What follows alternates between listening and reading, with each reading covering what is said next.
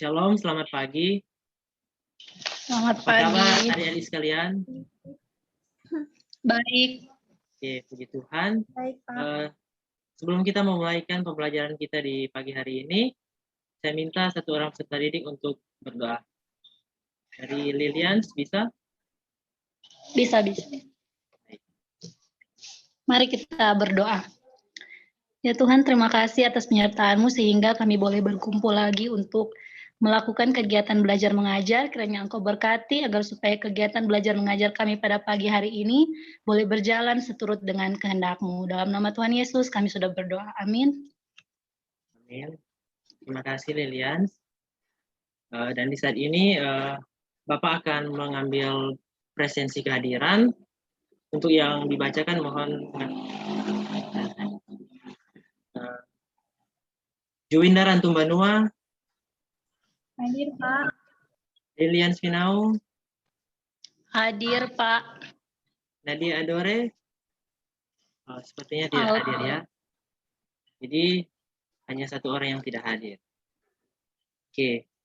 Di sini saat ini kita akan mempelajari bahasan tentang batas-batas dalam berpacaran. Namun sebelumnya Bapak akan share screen terlebih dahulu. Ya, apakah kelihatan? Kelihatan? Tidak, Pak. Oke, baik. Oke, jadi sebelum kita membahas lebih jauh materi ini, Bapak akan menyampaikan tujuan pembelajaran apa yang akan didapatkan ketika kita mempelajari materi ini. Yakni, peserta didik akan mampu menjelaskan arti dan tujuan berpacaran, sehingga peserta didik dapat menganalisis batas-batas pacaran menurut standar moral Alkitab. Nah, ini ada bahan bacaan Alkitab yang terambil dalam Yeremia, Amsal, dan 1 Korintus. Oke, teman-teman. Bapak ingin bertanya, apa itu pacaran menurut teman-teman? Bisa berikan pendapat? Pengenalan, awal pengenalan, belum menikah. Oke, pengenalan sebelum menikah. Nah, jadi dari sumber yang Bapak dapati bahwa pacaran itu adalah dua orang yang sedang jatuh cinta yang mewujudkan perasaan cintanya lewat komunikasi yang lebih intensif serta relasi yang lebih eksklusif atau khusus tentunya. Nah, dari pandangan iman Kristen, memang Alkitab tidak berbicara secara langsung tentang pacaran, tetapi Alkitab bicara tentang etika dan moral kehidupan, termasuk bagaimana manusia harus menguruskan serta memulihkan tubuhnya. Nah, ini ada ayat-ayat Alkitab yang menjadi dasar materi di saat ini.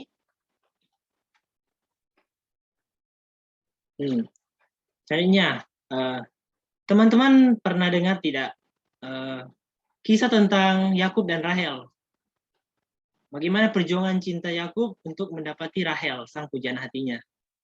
Nah, jadi Rahel itu adalah anak dari pamannya Yakub. Nah, Yakub bekerja di rumah pamannya, dan saat itu Yakub jatuh cinta kepada Rahel. Tapi dia butuh perjuangan yang cukup sulit, karena dia membutuhkan waktu 14 tahun untuk bisa mendapati hati Rahel, atau menjadikan Rahel itu istrinya. Nah, dari cerita yang tadi itu, ini menggambarkan bagaimana seseorang rela berkorban demi cinta. Yakub pantang menyerah, dan ia bekerja keras dengan caranya yang benar dan jujur. Nah, selanjutnya, menurut teman-teman, apakah tujuan orang berpacaran?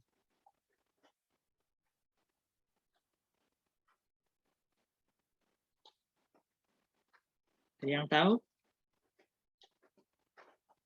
Apakah cuma mengisi kekosongan, atau apakah saling mengenal satu dengan yang lain, atau bagaimana teman-teman? Oke, jadi tujuan pacaran di kalangan remaja itu biasanya adalah suatu hubungan di mana kita menceritakan masalah kepada teman, sebagai hiburan, sebagai tempat berbagi, belajar hal-hal baru, bahkan dalam hal kenikmatan dalam hubungan cinta. Itu pacaran dalam kalangan umum atau pacaran duniawi. Nah, namun ada tujuan pacaran dari perspektif Kristiani, yakni tujuan pacaran adalah sebuah pernikahan menuju sebuah persiapan menuju kepada pernikahan.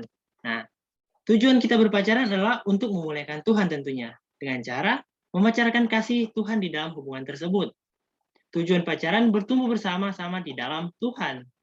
Nah, apakah pacaran itu ada unsur asmaranya? Nah, pada dasarnya asmara itu bukan cinta, namun itu adalah keinginan yang berpusat dari diri sendiri. Sedangkan cinta kasih sejati adalah perasaan sikap saling menghargai dan menghormati pasangannya. Nah, pacaran itu harus berorientasi pada kasih akan Allah, di mana perintah Allah adalah prioritas utama dalam pacaran. Nah, kita masuk pada materi batas-batas dalam berpacaran menurut standar moral Alkitab. Nah, menurut teman-teman, apakah dalam berpacaran itu dibenarkan berpegang tangan atau berciuman atau melakukan hal lainnya? Nah, dalam Roma 12 ayat 12 itu ditekankan bahwa supaya kita tidak menjadi serupa dengan dunia ini. Atau dengan kata lain dalam hal ini, kita jangan berpacaran yang mana hal itu berorientasi pada keinginan daging atau yang membawa itu pada dosa. Nah, maksudnya di sini pacaran yang berorientasi pada keinginan daging itu tujuan utamanya hanya untuk kenikmatan dalam hubungan cinta. Sedangkan pacaran yang berfokus pada tanggung jawab akan Tuhan itu di mana pacaran yang saling mengasihi, memberikan yang terbaik, serta hal-hal yang berguna dibagikan satu sama lain. Nah, berbicara tentang yang tadi, tentang ciuman atau hasrat lainnya, ada terbagi dalam 4 tahapan. Di situ ada berpegang tangan, ciuman, saling memeluk, membelai, dan lain-lain. Misalnya ini adalah beberapa contoh hal-hal pacaran di kalangan orang-orang duniawi. Next slide. Batas-batas dalam berpacaran di sini Paulus dalam suratnya memberikan pesan atau nasihat kepada kita, terlebih bagi adik-adik sekalian yang masih dalam masa SMA, supaya jangan jatuh dalam hal-hal yang membawa kita pada hawa nafsu, dalamnya berciuman, bahkan hal-hal lain yang merangsang. Karena hal itu sangat bertentangan dengan Alkitab. Nah, bagaimana pandangan Kristen tentang pacaran yang sehat sebenarnya? Jadi, pacaran yang sehat di sini dikatakan dalam 1 Timotius 5 ayat 22 yang dikatakan bahwa kita harus jaga kemurnian diri. Itu adalah perintah untuk menjaga kesucian diri baik adik-adik perempuan maupun laki-laki. Jadi kita harus menjaga diri kita. Nah, dalam Yeremia 29 ayat 11 dan Amsal 23 ayat 18 juga ditekankan bahwa pacaran didasari oleh kasih Allah, di mana orientasinya adalah kita bertumbuh bagi Kristus, bukan berdua-duaan, karena kita tahu bersama ketika akibat dari berduaan itu ada lirik lagu yang mengatakan nenek bilang berbahaya.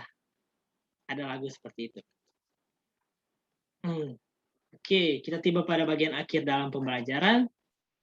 Bisakah Erika memberikan pemahaman Erika tentang pembelajaran yang kita pelajari saat ini tentang batas-batas pacaran? Bisakah menyimpulkan apa yang Erika dapat? Pak Guru, suaranya jelas? Iya, jelas. Di sini Milan. Jadi ini kesimpulan ya Pak Guru. Iya. Dan untuk kesimpulan dari materi hari ini yang saya dapat yaitu kalau dalam berpacaran itu tentunya ada batas-batas yang harus diterapkan. Seperti kita harus tahu kalau dalam pacaran itu jika seseorang mencintai kita atau kita mencintai seseorang, yang pastinya kita tidak akan merusak pasangan kita sendiri atau pacar kita sendiri. Dan dalam masa pacaran, bila kita membiarkan diri kita untuk disentuh sebagai objek kenikmatan, maka itu berarti kita tidak menghargai diri kita sendiri. Dan untuk kita sebagai remaja sebaiknya mencegah diri untuk tidak melakukan perbuatan menyimpang, sehingga masa muda kita nantinya itu memiliki jejak yang baik. Seperti itu, Pak Guru. Oke, terima kasih Erika. Nah, saat ini kita ada dalam poin gaya pacaran remaja SMA masa kini. Namun di saat ini Bapak akan memberikan tugas kepada adik-adik sekalian. Nah, adik-adik boleh lihat dalam slide yang ada, boleh di screenshot nanti. Tugas ini dikerjakan ya. Bapak tunggu besok hari. Karena ya tugas ini tidak susah-susah amat. Boleh kan adik-adik? Boleh, Pak. Boleh, Oke, Pak. baiklah, terima kasih. Saat ini Bapak akan mendoakan teman-teman sekalian dalam doa guna keberlangsungan masa depan yang cerah tentunya dalam hal berpacaran. Jadi di saat ini mari kita berdoa. Ya Tuhan, terima kasih karena Engkau memberi perasaan cinta kepada kami. Terima kasih karena Tuhan juga sudah menghadirkan laki-laki dan perempuan, sehingga laki-laki dan perempuan dapat belajar saling mengasihi. Tuhan, berilah kekuatan iman kepada kami, sehingga ketika kami yang memiliki pacar, kami tetap bisa menjaga diri kami dari berbagai penyimpangan. Begitupun bagi kami yang mungkin belum mempunyai pacar, bimbinglah kami untuk tetap dapat bersahabat dengan siapa saja, tanpa kehilangan identitas kami sebagai orang beriman. Terima kasih ya Tuhan, kami berdoa dalam nama Yesus. Amin. Oke, demikianlah pembelajaran kita di pagi hari ini bisa terlaksana dengan baik. Sampai jumpa lagi pada pertemuan di minggu yang akan datang. Dan jangan lupa buat tugasnya ya.